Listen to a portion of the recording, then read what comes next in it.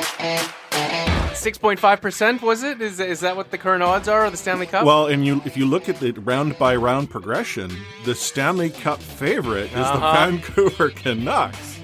Like, what a time to be alive!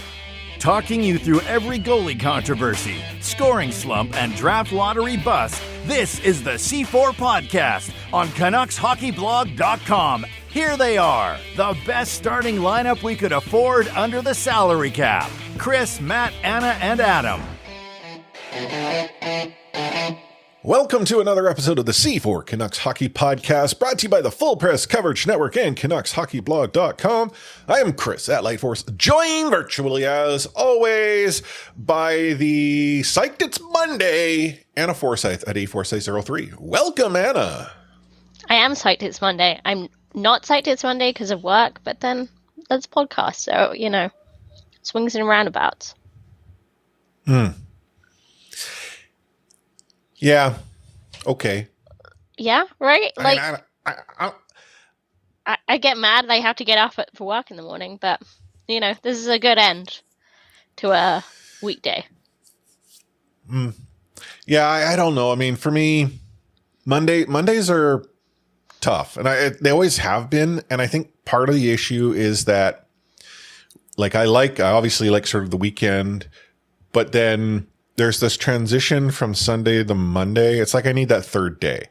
Yeah. And if I had like a Friday off or a Monday off, I think that's right. I remember when I worked for the local cable company, in one of the departments that I had, we were on like this rotational shift. And the way that my shift would rotate is that every 6 weeks, I'd have a 4-day weekend. The trade-off is I had 2 one-day weekends. Based on how the transition occurred, but I get this 4-day weekend, and 4 was too much. Honest to goodness, it was like that 4th day off. I was just I want to get back to work. That's mad. I was just talking about this because, so every place I've worked in Canada, like 3 or 4, maybe 5 places, have given us both Good Friday and Easter Monday off, even though it's just Good Friday that's a stat. And for the first time, I will have to work on Easter Monday, and it sucks. Like, I just love the 4-day weekend because you just, like, 3-day weekends are great, but, like, when you get to the end of, like, Saturday and you're like, oh my God, I'm only halfway, like, I have 2 more days. Like, that's just glorious. And it would annoy me maybe if I had it more than, like, every few months, but yeah, I don't know. I think we should have a 4-day work week. So yeah, so like when I worked for the cable company, they gave us both Good Friday, Easter Monday off, and when I had that one off 4-day weekend, or depending on like how Christmas fell, I could get like 4 days off type thing there. That was like an okay, like I really enjoyed it.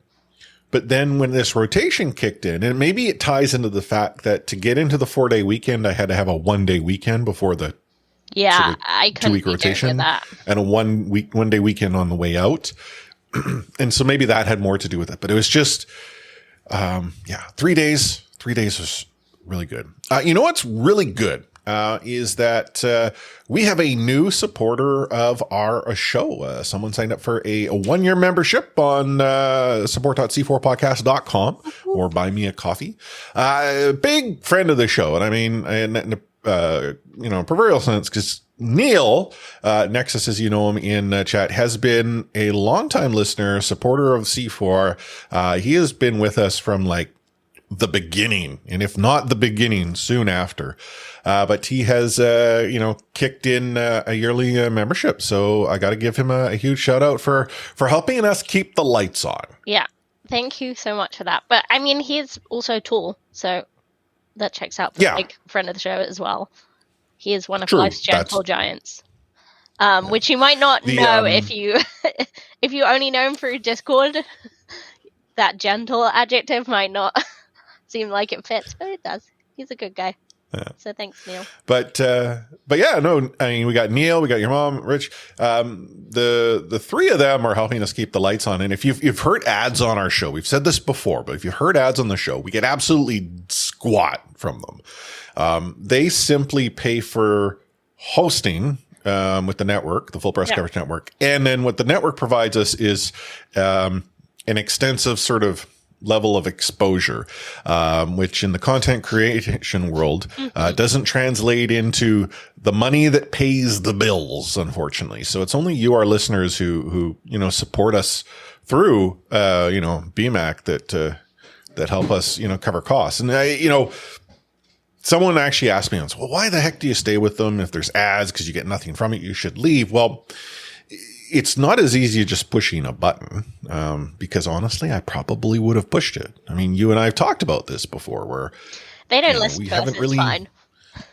Yeah, I mean, but the thing is, we truly appreciate your support. And if you were wondering, like, hey, how can I do this? You can either go to support.c4podcast.com, where once you're there, you can either chip in a one-off where you're like, hey, here's a few bucks, thanks. You can commit to us on a monthly basis. I believe it's like $5 a month. Yeah. Or you can commit to a full year and you get a discount that way. Yeah. And if that scares you, do the one-off, do the monthly. Like, we'll appreciate anything. I mean, you could send us a loonie, and hey, that loonie helps cover the cost of Squadcast, the application that you and I use to record our show. We've got the hosting costs, which I was actually looking at our books. It's tax time and all of that. And years ago, we were actually in a really good spot. And, hindsight being 2020, when we were approached by that original network who convinced us, hey, this is the future, I don't know if we jump at it. We were sold a lot of, sunshine and rainbows. Yeah. But also, there's so much hindsight. Like, the pandemic has obviously changed things as well. So, yeah. And that's part of it. I don't mean to knock that. Like, we went in eyes wide open. And then, unfortunately, due to a variety of circumstances, came out of it needing some corrective lenses. Yeah. So we appreciate everything and anything you guys throw our way. Exactly. Do we appreciate the fact that the Vancouver Canucks are currently under I don't know what you would call it, with Rick Tocchet, where they are doing their damnedest to miss the playoffs by a point or two? Is that something we appreciate? Yeah. I mean, I guess we have no choice but to bear it. Mm-hmm. Is that like a play on the word and name, or was that just... No, it was not meant to be Ethan Bear. But I'm not that smart. Okay. Well, anyhow, we're going to get into all of that in a short moment as we dive into the rewind. When we spoke last, I had suggested that the Vancouver Canucks had some wins that they needed to cash in on. I had said that I thought that the Vancouver Canucks could probably win 3 of the 4 games. That might have been maybe more bold of a statement than I should have made. But hey, this current iteration of the Vancouver Canucks is a world-beating team. And they did what I had asked. In fact, they did it handily in one of the games, granted against a team that had some issues. But Canucks drop a 4-3 game to the Knights. They beat the Sharks 7-2. They beat the Stars 3-1. And they beat the Blackhawks 4-2. The Bedard sweepstakes all but over. Yeah. I mean, I think we can call it at this point, like, not quite dead, but pretty much. I mean, looking down the stretch, like, there was some very weak opposition. So, I guess, should we be shocked? Maybe not really, but they've certainly done more than I expected. Yeah, I'm conflicted. So my aunt and uncle were in town. They're big Calgary Flames fans, being that that's sort of the area that they're from. And we were watching the Canucks on Saturday take on the Stars, and the Stars score that goal to take that lead, and my uncle's sort of giving it to me, and I'm like, no, I'm okay, that's fine. The closer that the Vancouver Canucks can get to that really slim possibility of a lottery win, I'm happy. And it's as if I cursed myself with the hockey gods, because Dakota Joshua goes and gets a goal, then followed by Brock Besser. Jack Rathbone gets his first. Yeah. And the Canucks win 3-1. And, he then sort of revisits like, oh, hey, the Canucks won. Like, are you sure you're not happy? I'm like, well, no, I want my team to win. But I have resigned myself to the fact that winning at this point serves to reinforce hey, look, this team can perform well. We've got some good pieces. Really excited about next year until next year comes and then the team falls apart. Totally. Which has happened 4 seasons coming up. Like, and why not? Let's talk about it now. That concerns me more than the Connor Bedard sweepstakes, honestly. Maybe because it's just not realistic. The Canucks were aiming for mushy middle always. But yeah, that's the more concerning long-term pattern, right? Like, even they're talking now about, like, oh, what if Tocchet was there from the start of the season? Would Canucks be in the position they were in? It's just like, we had no goaltending for half the season. Like, I just don't buy that, like, Rick Tocchet is the savior and solver of all our problems. Because, guess what? Bruce Boudreau was the same. Yeah, that I heard someone going on about how, it's very clear that the Vancouver Canucks, started the wrong way. They had a horrible camp, the bad start to the season. Okay, sure. I'm willing to, accept all of those statements as fact. It is very clear they had a bad start. What might have caused it? Maybe it was camp. Maybe it was the roster of players. Maybe it was the distraction of, hey, when's Bruce coming back? Because, the team self-inflicted that one right from, the second week of the season, I want to say, whenever it was that Trader Jim was on after hours. Like, okay, so you're creating your own problems. And maybe if that had been sorted out before the start of the season, Rick Tocchet had somehow been brought in sooner, maybe things are different. But you have the same roster of players that Bruce had success with, that arguably Travis had success with. And in both scenarios, the start of the fall, subsequent season was garbage. We know, as you pointed out, the Vancouver Canucks rely on a goaltender that's hot. Yeah. Maybe they can get by with sort of lukewarm, but that's not what they got the moment Demko went down. And even before that, because he was probably hurt in the first place. Mm-hmm. Yeah.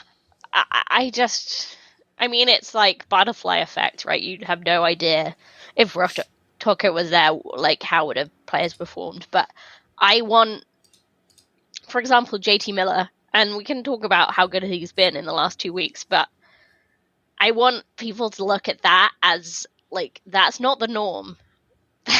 That's, like, the exception. This is him having a moment. Maybe it continues to next season, but it's not going to last. Like, it's just not. It's not sustainable. Kuzmenko looks great. Is that sustainable for more than a couple years? No. Like, statistics show he's punching well above his weight class right now, which is great. Exactly. I'd be shocked if it lasts to the fall. Like, yeah. I don't know. I find it just so hard to believe that this is more like, sustainable run.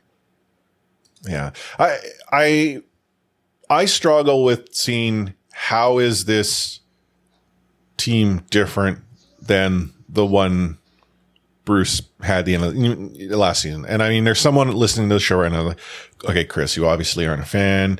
You don't pay attention. They got rid of Bo. They brought in all these great players. Kuzmenko wasn't in the picture. And that is all very true.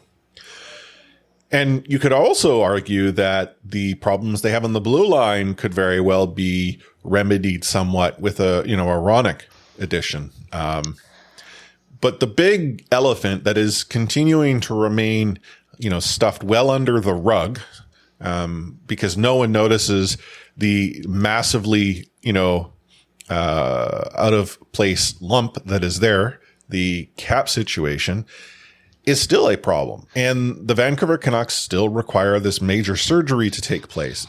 It's like they had major surgery when they traded their captain. They got rid of the pick that they ended up acquiring from that to get Ronick, but then they still need major surgery to solve their cap related issues. And what might that entail? Might it be a Besser? Was it Saravelli, I think, had commented that there is still a sense that the team is trying to offload JT Miller before the contract kicks in?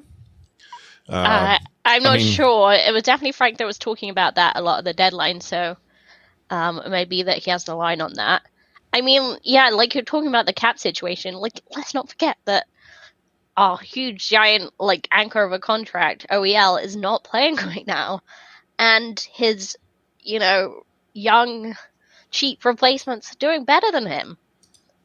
Mm-hmm. Apparently there's I don't remember who was reporting it today, Farhan maybe? That there's at the moment no appetite to buy him out, but we'll see. Oh, well, I mean, if you're going to buy a player out, let's say you buy OEL, the Vancouver Canucks do see a little bit of savings there, but is the owner willing to go and pay for that contract until the end of time? I could see there being some hesitance there. But if there is something that, we do need to give the family credit for doing is they are willing to spend so long as there's not a pandemic. During the pandemic, it was like, we're cash poor. Let's not spend anything. But leading up to it, they were willing to spend. Maybe they'd be willing to continue to spend on a move forward basis. I didn't realize that the Vancouver Canucks currently have 6 players on long-term injured reserve. Yeah. So literally that's they're the cap space. Yeah. But wow.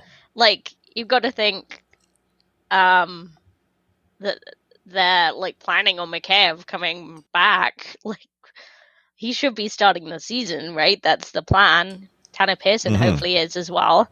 Tucker Pullman and Michael Furland. We'll see. But yeah. Travis Dermott again, we'll see. But like, 3 of those players are going to be back on that opening night roster, you would think. Unless obviously, a trade were to occur, though Pearson and Mikheyev both have MNTCs. Yeah, and Pearson with a 7 team and Mikheyev with a 12 team. And I don't think there's much appetite to get rid of Mikheyev, like, given the investment in him and, he's such a high-profile kind of player that they acquired, so they're kind of taking their chance on him.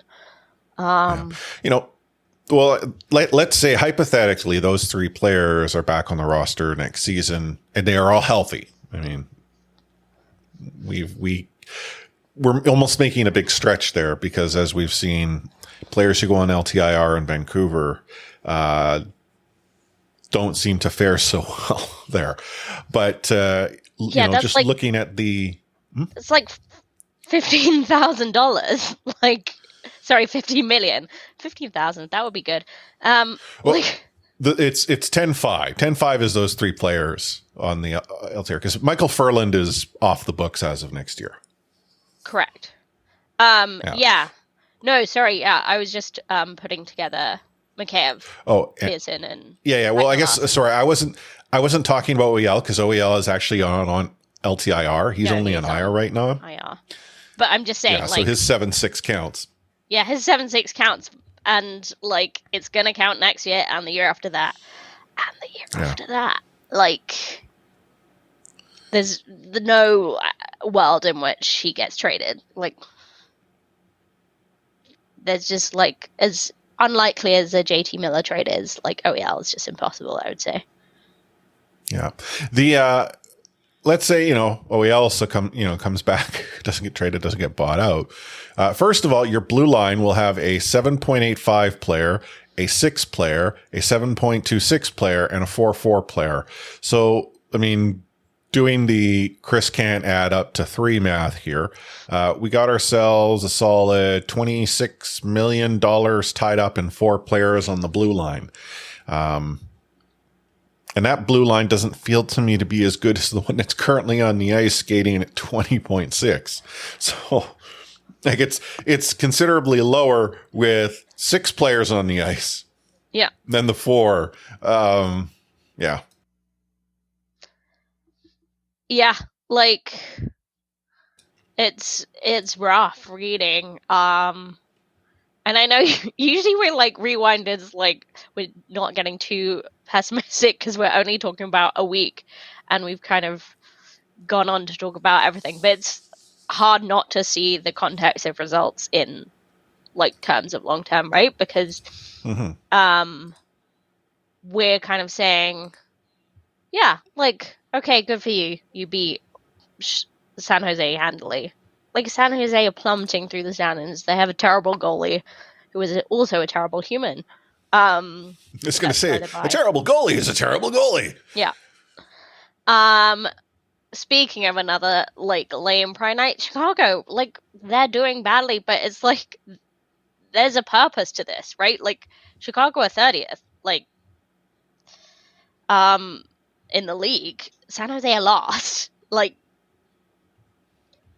they must be officially eliminated from playoff contention now as well. So Canucks are mushy middling their way through life, as with most things. Yeah. Actually, let me just take a look at the division standings. It's NHL. The NHL hasn't gone and updated their. Oh no, they have. They've updated as to the teams that have clinched playoff spots. They have not indicated on NHL.com those that have been eliminated. But Columbus were already eliminated, so San Jose. Yeah, but and I knew that, but they're not indicating it, so. Yeah. So, yeah, maybe they don't like to celebrate that on NHL.com. Weird. The teams that are done.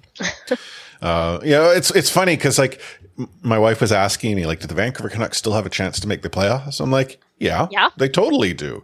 The Canucks are actually in a position where if they were to go and continue, winning games at the pace they are, they're making a team like the Jets, the Flames, and the Predators, the three in front of them, a little bit uncomfortable, simply because the Canucks are putting themselves into a position of doing what is considered unthinkable. Now, in the likelihood that the Vancouver Canucks go and catch up the 12-point deficit that they currently have between themselves and the Jets is highly unlikely, even with that game in hand. Yeah. But that, if the Canucks continue winning and, a team like Winnipeg and a team like Nashville were to stumble, the Vancouver Canucks, are starting to get within striking range of a team like Calgary, who has their own sort of issues. And, when you do get the wins against the San Jose Sharks, the teams you should beat, the wins against the Chicago Blackhawks, the team you should beat, and, knock off the Stars yet again, a team that maybe you shouldn't have beaten. Mm-hmm. Lo and behold, the Vancouver Canucks are, on the verge of missing the playoffs by a point. Yeah, that's it. Like, if we're in a different position, where the Canucks are right now, it should be really exciting. We should be going, oh God, like, look how Canucks are growing, like, under Tocchet, like, this is great. But, like, we're not, because we've seen it all before. We've seen where the, Canucks still are. And what tools they have, what limited tools they have in their arsenal. So, yeah. The, performance that we're also seeing from players who, JT Miller and PD have found their scoring lines because Kuzmenko continues to contribute. Besser is starting to see a Brocassance. But we're getting goals from third line, fourth line players. We're getting a Canucks penalty kill that has become far more dangerous than their power play has been all season. Yeah. It's like the penalty kill was so bad at defense, they just decided to be like, let's just try offense instead, and it seems to work. League leading in shorthanded goals. Yeah. And just on that note, speaking of sustainability, Andrei Kuzmenko currently has a shot percentage of 26.7. Now, let's put this into perspective, because someone will say, he hasn't maybe not played that many games. No, he's actually played 72. He's played one more game than Petey has this season. And he has, fewer points. Petey has 93. Kuzmenko has 66. That shooting percentage of 26.7 is nuts. That's not something you see typically last a very long time. Like Petey's perspective, he's 15%. That's pretty good. Yeah. Dakota Joshua right now, 18.3.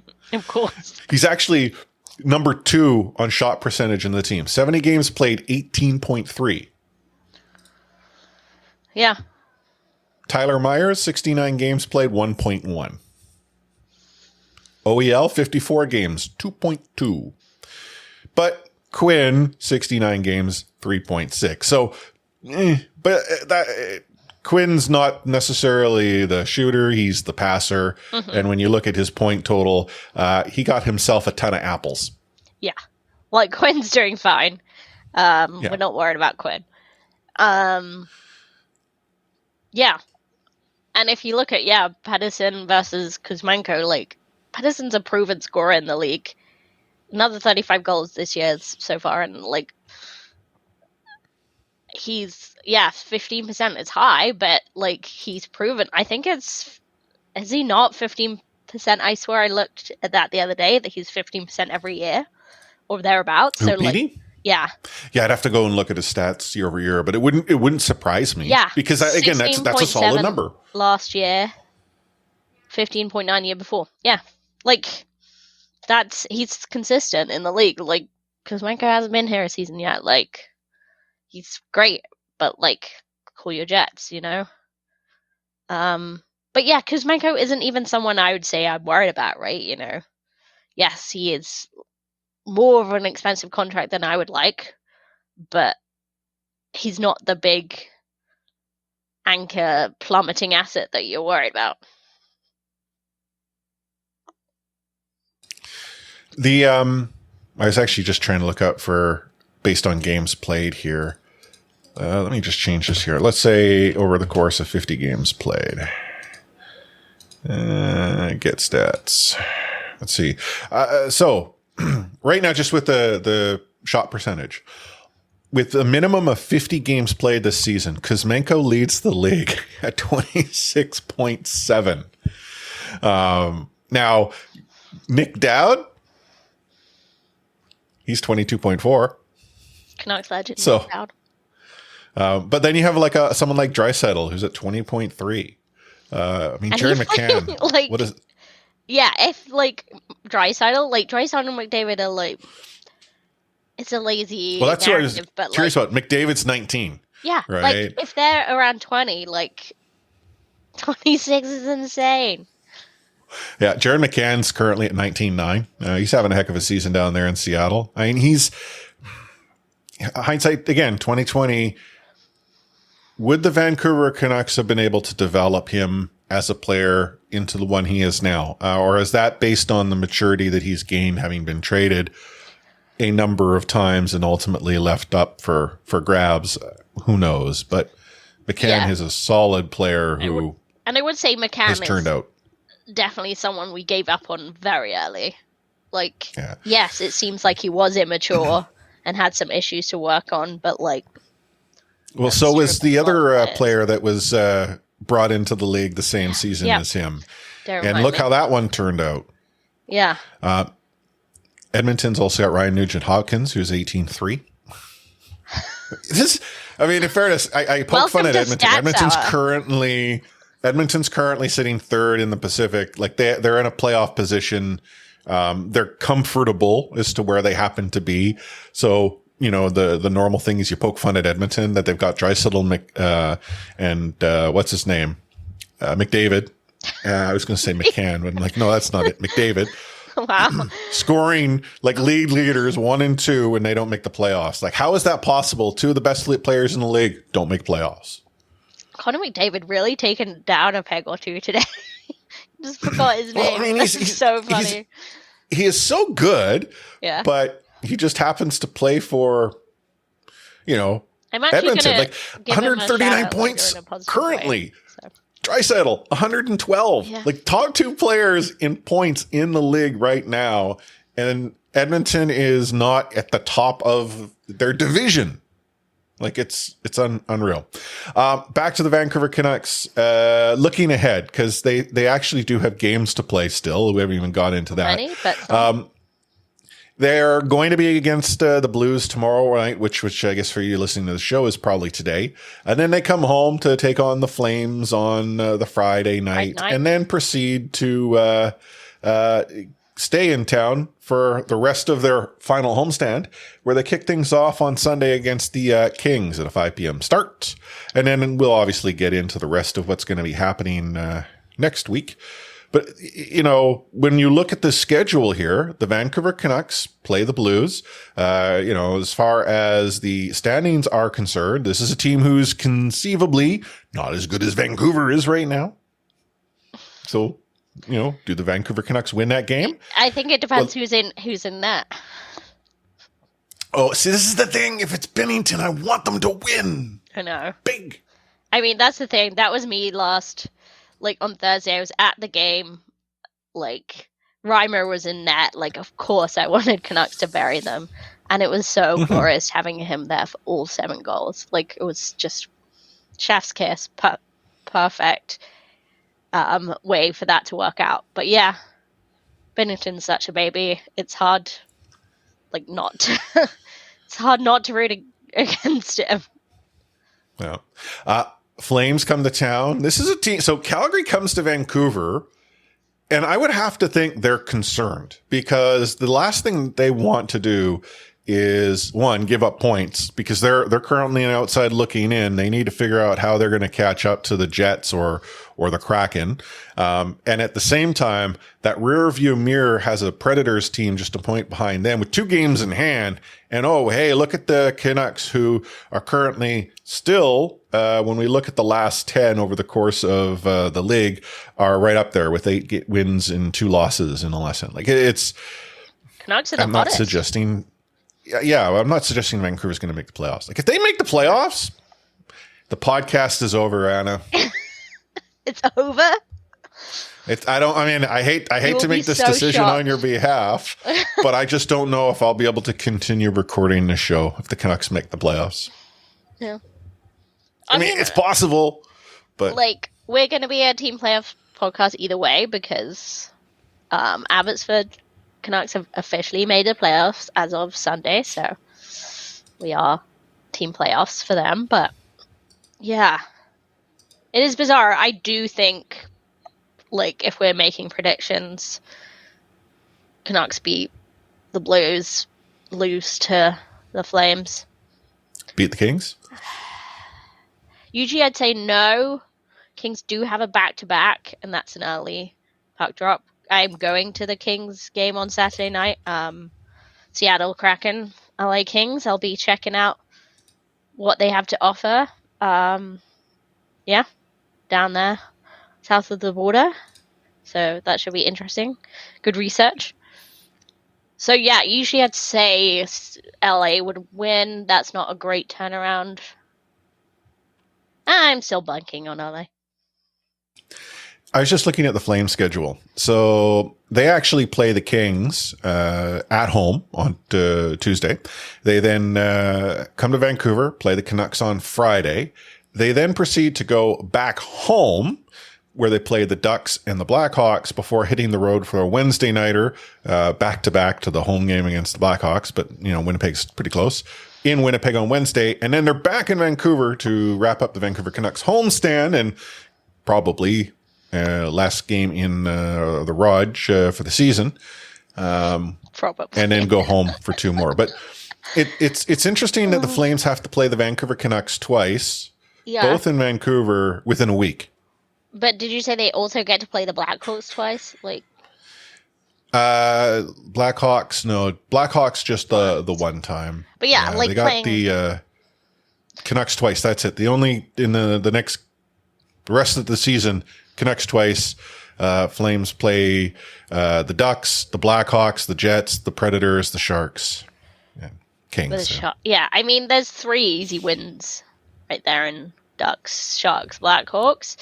And I'm sure they're also having to Vancouver would have been up there. catch up to that Jets team, so they want to win that one. Yeah, they got the Predators behind. I feel the Flames are in the driver's seat here, even if the Canucks win it out.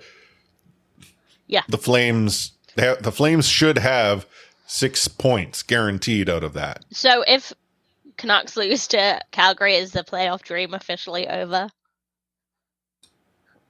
I didn't know we were dreaming playoffs, but yes. Yeah.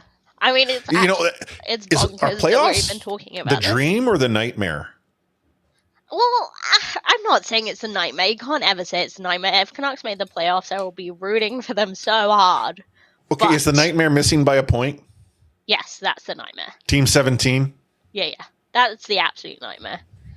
Because if they make the playoffs, do you think they'll go very far? No, but No. I will be really hoping they do. Well, okay, we say that, but then if the team makes the playoffs, you know how hot that team's going to be going into them? I wouldn't want to be a team having to take them on. It's the Blues 2.0.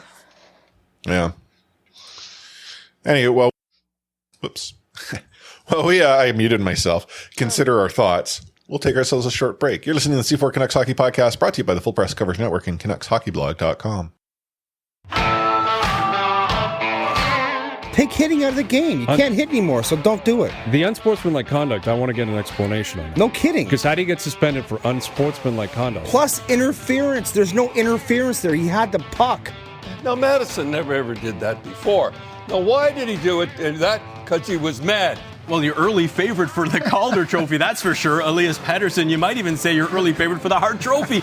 Just to get back to your question, Elias is going to play plenty. He didn't play. He's going to get a lot of power play time. And, yeah, I'm concerned about our offense. We lost 200-point players, and we've got to find a way to score. I know this is half full, half empty, but did we really ever have a rewind? I mean, we kind of rewound it a bit, but I mean, this show is going well off the rails. I should just drop our off the rails intro music at the start instead of our normal, because that just seems to me how things are going. But you did have a fair point in half full, half empty. What can Tocchet accomplish? What limits him? And why does his head look more bald and more shiny with every game? That's the most important Well, first of all, I guess I was going to say he's on camera, but no, he was on camera in his previous gig. So I would imagine in his previous gig, he had to throw on like the makeup, I don't know what it's called, where it dampens the shine. Yeah. I bet you the Canucks don't require that when he's on the bench, and therefore, depending on the lighting in the building that he happens to be in, it's just reflective. I just feel like he had a tiny bit of hair when he started this gig. Well, you know what happens if you coach the Vancouver Canucks, right? Yeah. Hey, I had a lot more hair when this podcast started, Anna. Yeah, I really don't want to hair shame. I've just noticed it, that every single press conference he gives, it's just like so stark. But yeah, we don't have a good record, really. Travis' hair went very grey over his period with the Canucks. Like, he went from like a sort of like older Mark Ruffalo to like Mark Ruffalo's really, really let himself go. Oh, dear. That's not even an insult. Like, Mark Ruffalo. No, I know, but I mean, the transition there is an interesting one. Yeah. Yeah, that's what Canucks does to people. Like, John Tortorella wouldn't even live in the same country as this team when he coached them. For the one season that he got here. Very true.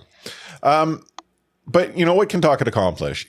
He's obviously singing a tune that has really inspired who we would have probably all classified as Jags at any point in the season. Yeah. I think we would still consider them Jags, though they're playing well above Jag level. And when you have Jags that are punching above their class and are paid as Jags, those are teams that generally do well.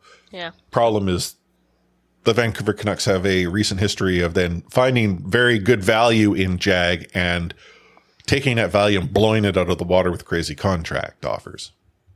Yeah, that does happen. But, like, yeah, just what he's gotten out of, like, Dakota Joshua, like, Phil DiGiuseppe, like, that's exciting. I think, which is weird to sort of even put that in the same sentence.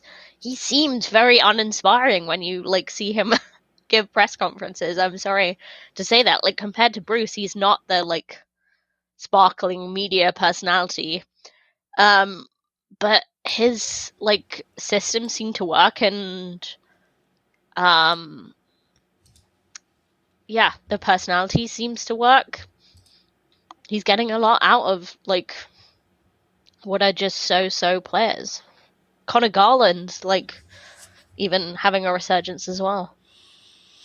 Which, as an aside, you had earlier talked about how their scuttlebutt, and it was far and reported it, was that OEL would not be bought out, but it has now turned sort of that spotlight onto a Garland as being the buyout target, which can you not tell me that there isn't a market for Garland in his resurgence under Tocchet? Like and this is maybe a systems thing, maybe it's a coach thing, maybe it's just a confidence thing, who knows? But Garland is playing much more like the player we thought Garland would be when he arrived from the Coyotes. Yeah. I mean, a buyout for Connor Garland seems just like buyout is your last resort, is always like the drastic option, and that seems crazy to me.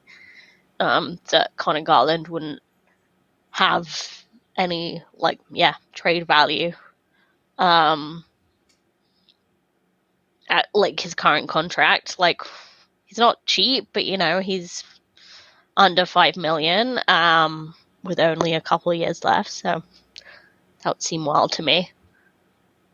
But yeah, what Tocchet is doing, like, seems to work. Like, we kind of talked about it previously, the special teams thing. Like, the power play is bad, and it remains bad. Like, he's not a miracle worker. But he's still got Mike Yeo in charge of special teams, and yet the PK looks inspired, revitalized, because they've just changed it into a power kill. Mm-hmm. So that's got to be something, because, I don't think Mike Yeo suddenly learned new skills and how to coach a better team. Like, that doesn't seem likely to me. Well, it's not so much learning how to coach the team differently, but being allowed to coach the team differently. Yeah, possibly. Like I'll use the Tortorella, experiment that took place. Yeah. Well, I mean, that's really all it was. Totally. The Vancouver Canucks come out of the gate hot and heavy. He is playing Kessler and the Sedins pretty much every possible minute they can. They were getting Quinn Hughes minutes. Yeah. In that start of the season, and ultimately Kessler eventually, breaks down. The Sedins are just, dog tired. Injuries start to infect the team. The coach gets, a 10-game suspension after trying to infect the Flames. And, all of this happens. But if we think about the season previous under AV was, tried and tested to the pairs. Every pair had a, spot they played here. The Sedins would have never seen PK unless it was absolutely necessary. And it would have been late in the PK if the team happened to be down by one and needed that so when you see that change in coach, the philosophy allows for that adjustment. And, Bruce's style seemed to be more run and gun, whereas Tocchet's style is more systems and responsibility. Yes. And those who, show that they are able to follow the system are therefore rewarded. Yeah. And I think that's like a really good point. I'm just thinking about this interview Luke Shen gave us to a lot of coaches have the same skills, same systems, but it's a lot about personalities. But I think Tocchet is that good balance, right? Because take, for example, the transition game, which has improved massively under Tocchet. Part of that is the system of carrying the puck up the ice, not just, bailing as soon as you have the puck. But part of that is that idea of responsibility. That's more of a, I don't want to say spiritual, but that's more of a mentality thing, right? It's, it is your responsibility as a forward to help transition the puck up the ice. And that is a mental thing, teamwork, togetherness, unity, flow, that kind of thing. I'm not trying to get too airy-fairy here, but like it's the balance of both, right? Mm-hmm. Well, as we've sort of talked about here, Canucks are well out of the Bedard lottery. I mean, Yeah. we were able to dream, happy thoughts during some dark times, and now that the team's winning, those dreams are done.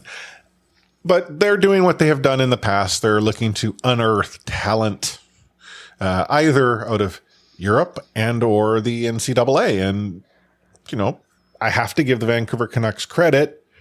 Over the past handful of seasons, they have unearthed talent going this route. Being that seems to be the focus, I can't say I have any issue with it, but can you truly build a team this way? That's the thing. Like, I do think Canucks were maybe even ahead of the game in, like, digging into NCAA talent. Like, when you have, like, Brock Besser drafted and then, you have the Troy Stecher, like, alongside. Just a lot of, like, also drafting from the NCAA, like, Adam Gaudette, like, players like that just, like, really showed potential early on in their college careers. But it seems to me that that's just one element, right? Like, you're getting 22-year-old players, 23-year-old players, which is great, and Canucks seem to be exploiting that market. You can even have that as your, like, lean more heavily on that than other teams do, but, like, you can't build a cup-winning team without, like, drafting. And Canucks seem to be just letting that side of things get away. Yeah. I sort of look at it as the draft is where you find the generational talent. Sure, you probably strike out more than you knock it out of the park.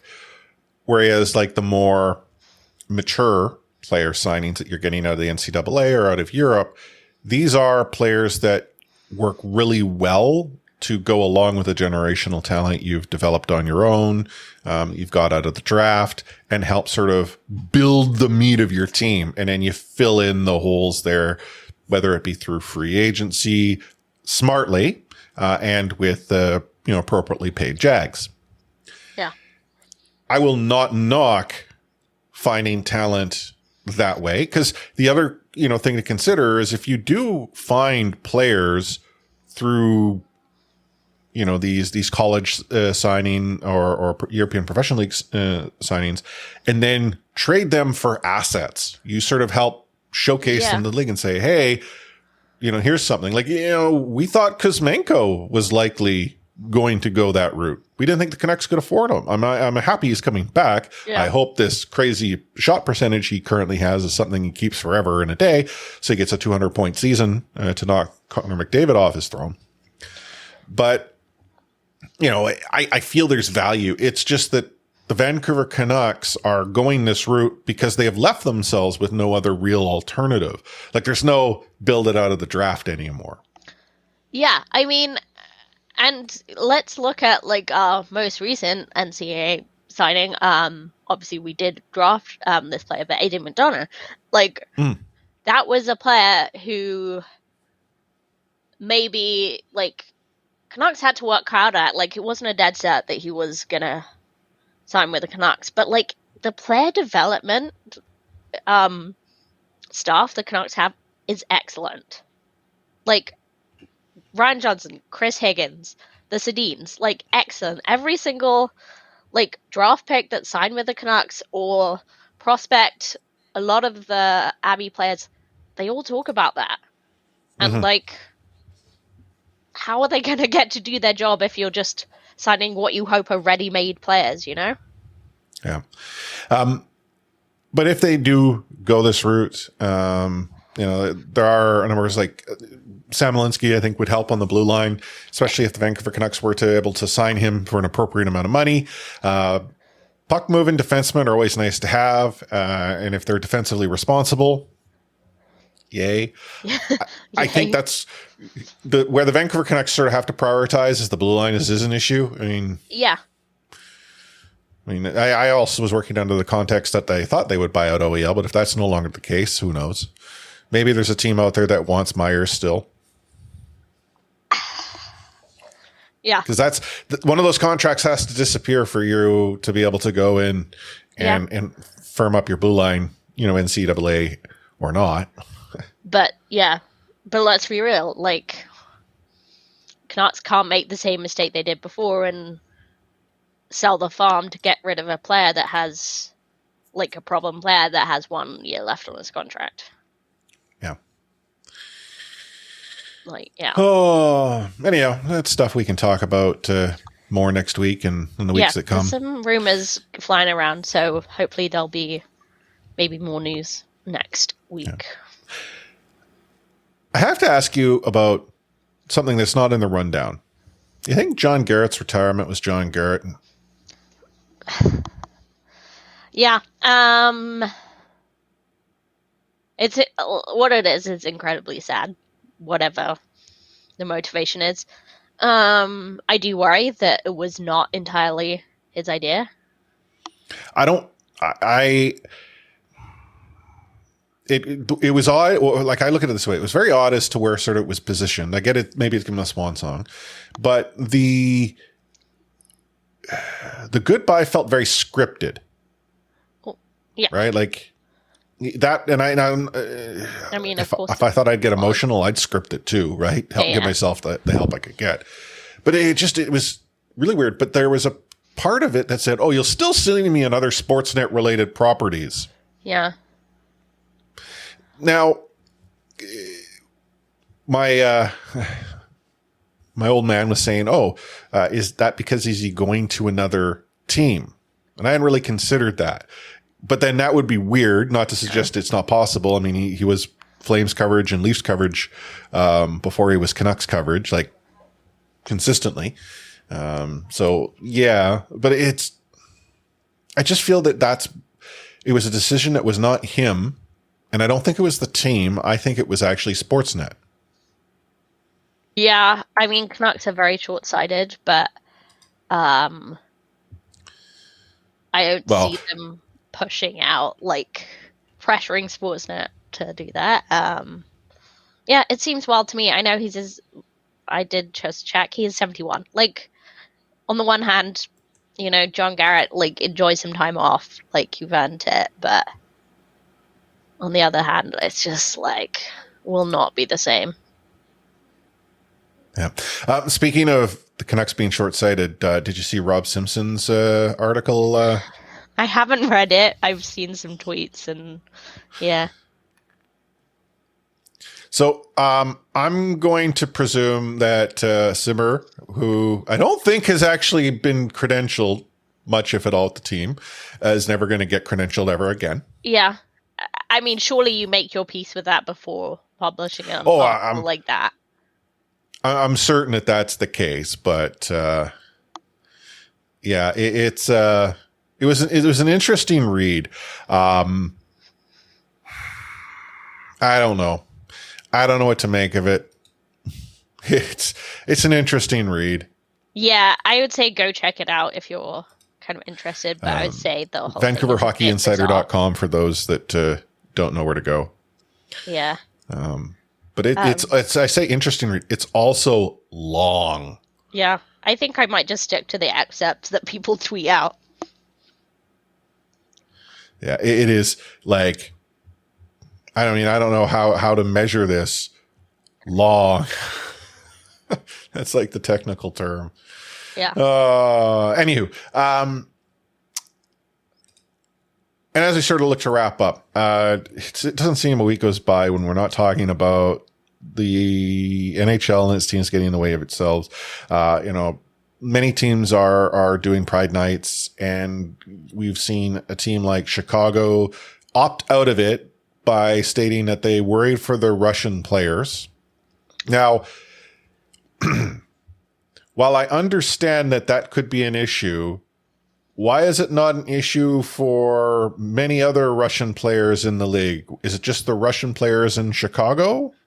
Yeah, I mean, and it's not like, oh, you're Russian, you can't do it. It's the, oh, if you do it, this is what's going to happen back at home. This is going to break laws. Your family will get punished. And see, like a lot of that, I could actually conceive as being a real possibility based on the current, geopolitical state of the world, specifically Russia. But yeah, I think honestly, weird to say this, Brian Burke said it best. Like, he doesn't understand that. Like, the expert opinion is that the threat is not material to Russian players. So I think perpetuating that narrative that the Russian players are at fault or like the stem of this is harmful. But yeah, sorry. And I'm not trying to suggest that it's just, that's the reasoning Chicago provided. Yeah, no, I know you're quoting, but, what Brian Burke and to make it said, very clear, there's also Canadians who are getting in the mix here. Yeah, and I would say that, like, what Brian Burke said is that, like, but you're giving the players that want to wear it no choice, but to, like, if the Russian players want to sit out because they're worried about their family, it's hard to, like, criticize them, or it's hard to stop them from doing that. Like, of course, like, I don't think, like Brian Burke, I don't think the threat is that serious, but yeah, you're giving, like, Chicago gave their players who wanted to do something, want to show their support, like, no choice. And, like, the bottom line is it's about inclusion. It's about making people feel welcome, saying everyone is welcome here. Every fan is welcome here. Every player is welcome here. And by, like, refusing to do that, like, yes, it's performative, but if you can't even do the performative gestures, like, where are you? Like, Carl Okposo spoke really well on this. One of their players decided to sit out Pride Night also, and he was very reflective about it. He spoke to a diversity expert and just was speaking that, like, what message does it send to closeted players? What message, like, does it send, like, to fans who are, like, they're circling, if you're an LGBTQ fan, you're circling that game with your team thinking, like, oh, this is going to be great. This is, like, the one night where I can go to the game and not be worried about being, like, not have that small amount of worry that, like, I'm going to be made to feel not welcome. So, yeah, I think it's just lame. And yeah, sorry, go ahead. I have something to say after. I was going to say, I'd referenced Canadians being equally at issue. You had the Stahl brothers down in Florida who, after many thoughts, prayers, and discussions, have chosen not to wear a Pride Night jersey. And that they, carry no judgment on how people choose to live their lives. So the thing about Reimer's like, everybody love everybody, but I'm not going to, wear something that I feel supports sin. The Stahls are like, we carry no judgment on how people choose to live their lives, which in its own implies that's a choice that someone has made, which it is not. And two, we carry no judgment, whether you carry it or not. Who are you to judge? Exactly. But, like, that's the message they're sending. Whether they can say, like, the message they're sending is they do judge.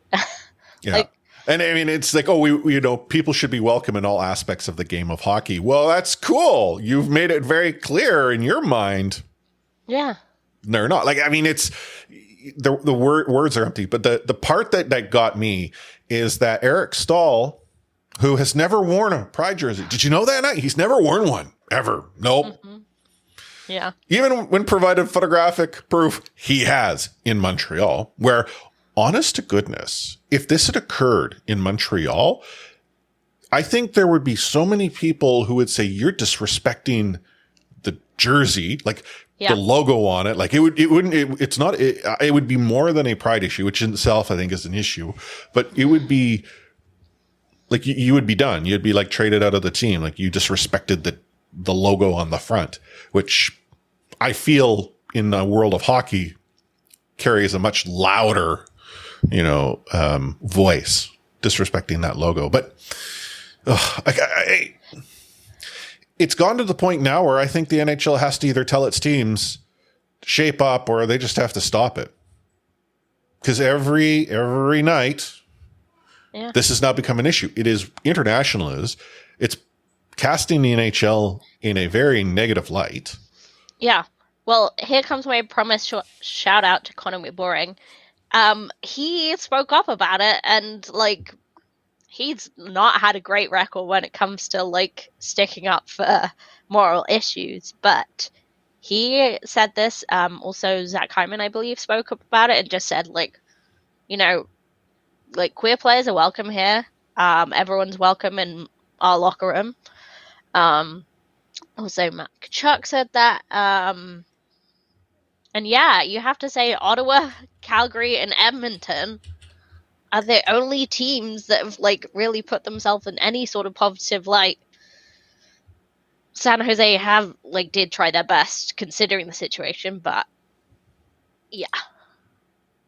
When is the Canucks Pride Night? So it's Friday. It's this Friday against Calgary. Against the Flames. Because the team came out with a PR statement that we're looking for the many different ways to. It's like, oh, okay. That sucks. Like, honestly, in this climate of uncertainty, why wouldn't you just say we're wearing them if you are? Like, it sucks. Like, if they don't wear them, I will be so disappointed. And I've been disappointed a lot of times as a Canucks fan, but this will be a big one. Yeah, I will pass judgment, because who am I to judge? And I'm a hypocrite. We all know that. I will pass judgment, but it's so disappointing. Yeah.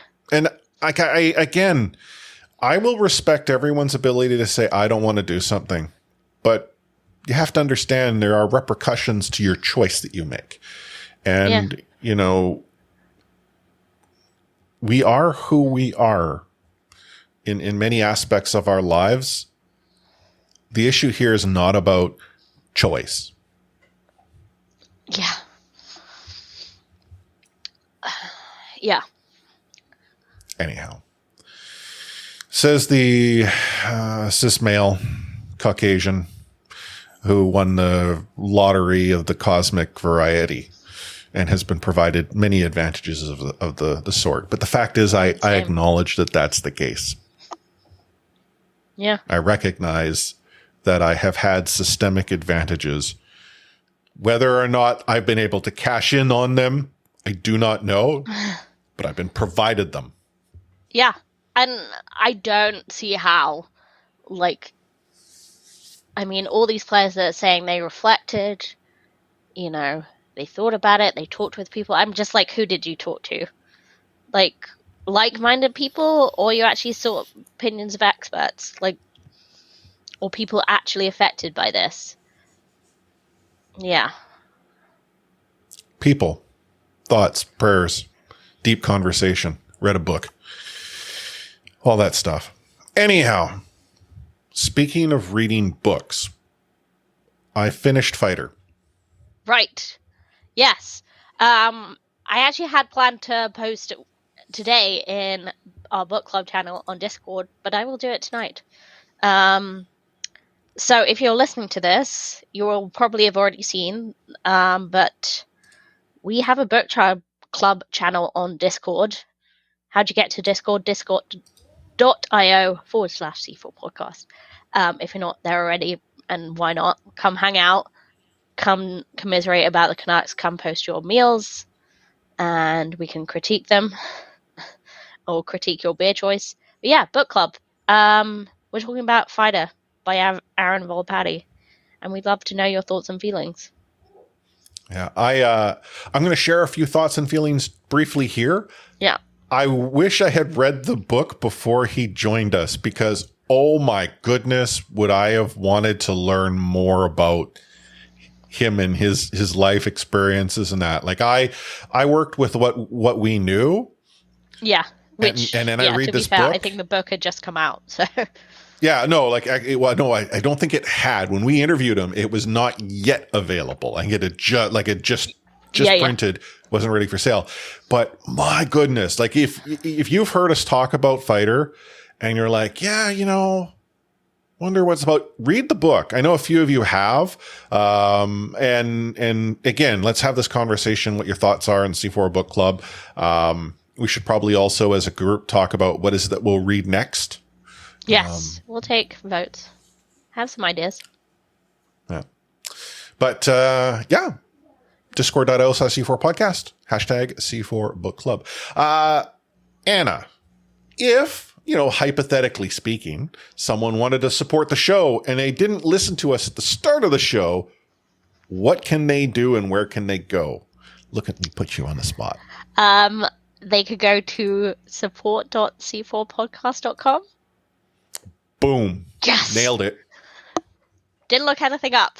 Nailed it. Okay, yeah, that's where you can go to support us through Buy Me a Coffee, although we prefer to call it Buy Us a Pint. But yes, as we said before, monthly, one-off, yearly. We would love anything you can throw away. So please do that. Because it does help cover the cost of the show, which, again, the ads you hear during our show, if you hear them, we get nada from them. If it's not my voice and it's not Anna's voice, that's going to like the nefarious, big podcast people. Feel free to skip. Yeah. I don't know. Can you skip the ads? Like, are they skippable? Yeah. I've never tried. I don't listen to our show unless I'm not here. And I kid you not, I cheat because I have like the raw. I never listen to the actual app-driven podcast. No, I do, and you can skip. It's just the same as any. But it is interesting. There does seem to be more and more ads across like sports podcasts in general. This podcast supports all these betting sites where you can go and lose your life savings. Yeah. I will say, once again, we're hypocrites. We have been supported, and recorded ad for betting companies in the past. I don't know if I could again. Especially after reading a little book recommendation here, Might Bite by Patrick Hamilton. Very interesting book about gambling addiction. So, yeah. Help us break free from Big Podcast Network, the nefarious conglomerate that has its claws in us and won't let us go. Yeah, that's it. You can find our entire back catalog at c4podcast.com, or most of it. That's the other thing. The network only gives you a taste of it. If we can go and get our stuff in order and get this show independent again, maybe we can put the entire back catalog back into play. But we need your help to accomplish that, because unfortunately, it costs cash to run a show. Not a lot of money, but it does, cover the bills when you do, and it helps me ensure that I'm not making a choice between food on Baby Force's plate. Wow. Which, let Chris cook, was chicken parmigiano and rotini with a side salad last night. I don't know if you saw pictures. That was in Nom Nom in C4 Discord. Yep. Correct. Man, I'm turning into a Michelin star chef. Sure, the Michelin star is given to me by, Adam at Budget Auto just up the street with a Michelin tire and a gold star on it. But hey, counts. Mm-hmm. Oh, Anna, any final thoughts, words, wisdom? I will say, just related to what we talked about with Pride Night, whether or not you've seen the news today, just have a good hard think. I would just urge the world at large to have a good hard think, and I think most of our listeners would be on the right side of this, but about what's really the problem in this world today. And I don't think it's wearing rainbow sweaters for 20 minutes. I really don't.